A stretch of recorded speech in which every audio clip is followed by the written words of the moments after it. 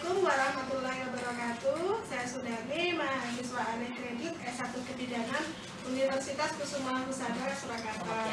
Pada hari ini saya akan melakukan OJE edukasi personal hijin saat menstruasi pada remaja. Alat yang diperlukan leaflet tentang personal hijin dan alat tulis serta alat untuk tanda-tanda vital. Waalaikumsalam, Ibu. Mbak, silahkan duduk. Perkenalkan Mbak, saya Bidan Sudarni yang berjaga di Polri pada pagi hari ini. Ada yang bisa saya bantu Mbak? Ini saya nek menstruasi kok ini ya Bu, tangan saya kok gatel merah-merah gitu, apa ya? Oh iya. Ini nanti saya akan memberikan pendidikan kesehatan tentang personal hijin atau perawatan diri saat menstruasi nggih. Iya, nggih. Butuh waktu kurang lebih 10 menit. Panjenengan kersa? Nggih Bu, boleh. Ya, saya tutup dulu kardennya ya.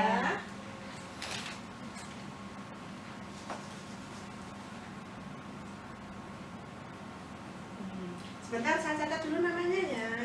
Namanya Mbak Dewi, umurnya 20 tahun, rumahnya namanya Bu. namanya nih. Ini menstruasi. Pertama menstruasinya umur berapa? Kelas 6 SD Bu, 12 tahun. Iya. Saya periksa dulu ya. Boleh.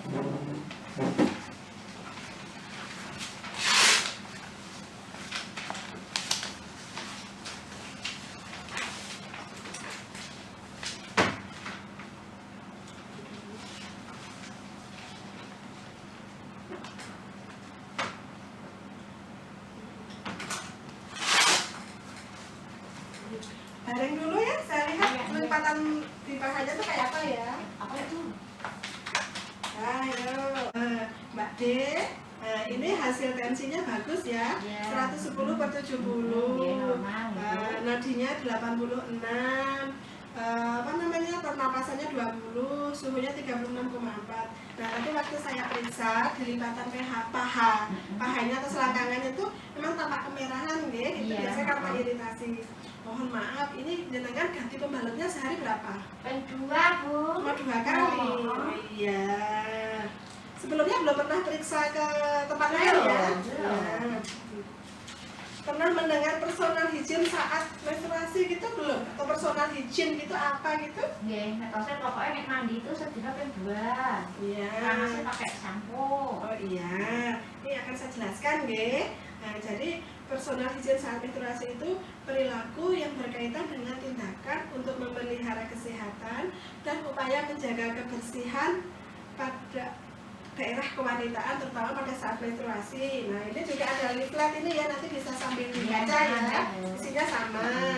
Nah, yang berikutnya ada faktor-faktor yang mempengaruhi perilaku personal hijin pada saat menstruasi. Ya. Salah satunya penampilan atau sifat tubuh. Jadi kalau penampilan orang kelihatan bersih, pasti dia juga menjaga kebersihan saat menstruasi.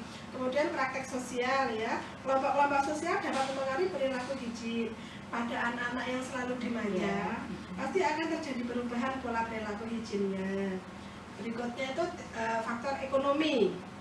Nah, tingkat ekonomi seseorang itu mempengaruhi jenis dan pola perilaku hijinnya. Karena untuk hidup bersih itu kan memerlukan dana seperti membeli sabun, sampo, sikat gigi, dan alat mandi lainnya nggih. Kemudian pengetahuan tentang menstruasi. Jadi pengetahuan yang baik akan mempengaruhi perilaku kesehatan. Karena dengan ketidaktahuan, maka perilaku kesehatan tidak dapat diterapkan dengan benar. Itu bisa menimbulkan penyakit pada saluran reproduksi ya. Nah, selanjutnya itu faktor budaya. Jadi ada kepercayaan seperti gini, kalau lagi haid atau lagi men, nggak boleh keramas. Itu ada budaya tertentu ya, pernah dengar ya? Ya, kemudian kebiasaan. Jadi kebiasaan seseorang kalau sudah terbiasa sehari mandi 2 kali, pada saat menstruasi pun juga akan tetap seperti itu, sudah 2 kali karena sudah terbiasa. Yang terakhir ini faktor kondisi fisik. Nah, pada keadaan sakit tertentu, kemampuan untuk merawat diri seseorang itu berkurang, tentu membutuhkan bantuan orang lain ya, seperti orang tua. Selanjutnya itu indikator dalam personal hijin ya. Indikator yang pertama itu perawatan kulit dan wajah. Nah, wajah ini merupakan bagian yang sangat sensitif bagi seorang remaja, terutama remaja putri. Itu jerawat Nggih. Bu, ini. Nah, iya. Ya, jerawat. Jadi jerawat ini terkait dengan penampilan. Pada saat menstruasi, biasanya kelenjar keringat itu akan memproduksi keringat itu lebih banyak, produksinya meningkat, ya. Itu yang bisa menimbulkan jerawat. Nah, kemudian yang kedua, kebersihan rambut. Nah, pada saat menstruasi kan keringatnya kan meningkat. Nah, otomatis rambutnya akan berminyak, berkeringatnya. Nah, lama-lama akan bisa menimbulkan ketombe. Jadi tetap harus dijaga kebersihannya.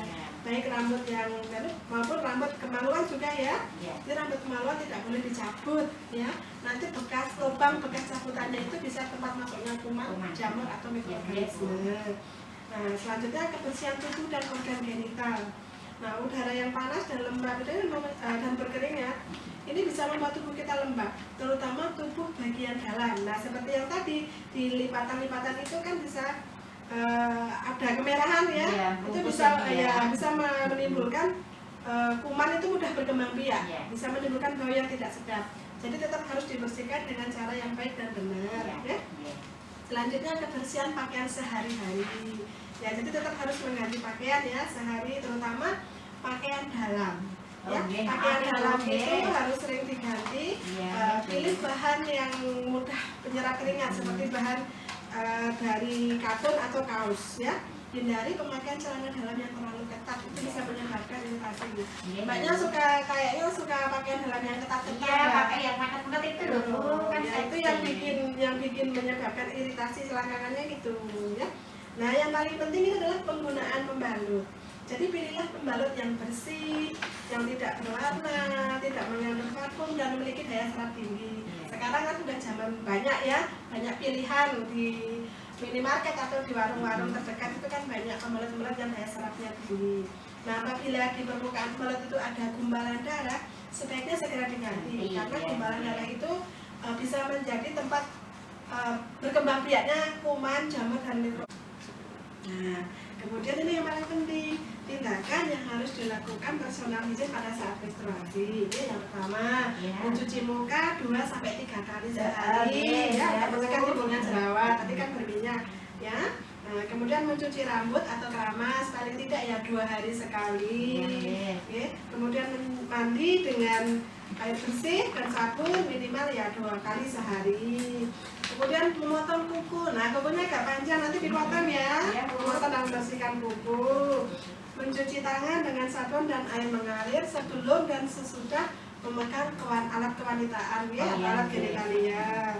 Membersihkan genitalia dengan air bersih ya. Tidak menggunakan cairan antiseptik saat membersihkan genitalia. Jadi harus pakai air aja ya, tidak usah pakai yang banyak interaksi gitu ya. Tidak menggunakan bedak atau parfum pada daerah genitalia. Pokoknya cukup air saja, habis itu dikeringkan ya, pakai tisu atau pakai handuk tidak apa-apa. Membasuh alat genitalia dari arah depan ke arah belakang. Jadi dari vagina ke belakang ke anus ya. Kalaupun buang air besar juga gitu, dan depan dulu ya. Nah, ini faktor yang paling penting. Pembalut harus diganti teratur 4-5 kali. Lah, tadi kan hanya 2 kali ya. Atau setiap kali mandi, setiap kali buang air besar, setiap kali buang air kecil, pembalut kalau bisa diusahakan diganti. Ya, nanti biar nggak gatal-gatal. Nah, kemudian mencukur dan melakukan rambut kemaluan itu juga penting ya, jangan dicabut tapi dicukur saja supaya nggak ditumbuhin kutu. Ya. Jika hal-hal yang harus tindakan yang harus dilaksanakan dalam personal hygiene tadi itu tidak dilaksanakan dengan baik, maka akan timbul dampak yang kurang bagus ya. Dampak yang pertama itu dampak fisik. Ini bisa menimbulkan infeksi pada alat reproduksi, bisa kanker leher rahim, keputihan. Jika dalam waktu lama itu tidak segera ditangani bisa menyebabkan kematian. Dampak yang kedua itu dampak psikososial, itu masalah-masalah yang berhubungan dengan sosial ya. Ini bisa gangguan kebutuhan rasa nyaman, kalau gatal kan nggak nyaman ya, gangguan aktualisasi diri, mau ngapa-ngapain juga gimana gitu, dan gangguan interaksi sosial. Sampai di sini paham apa yang saya jelaskan tadi? Insya Allah paham Bu. Ya, ada yang ditanyakan? Nah, iya, berarti ini pakai pembalut itu gitu ya.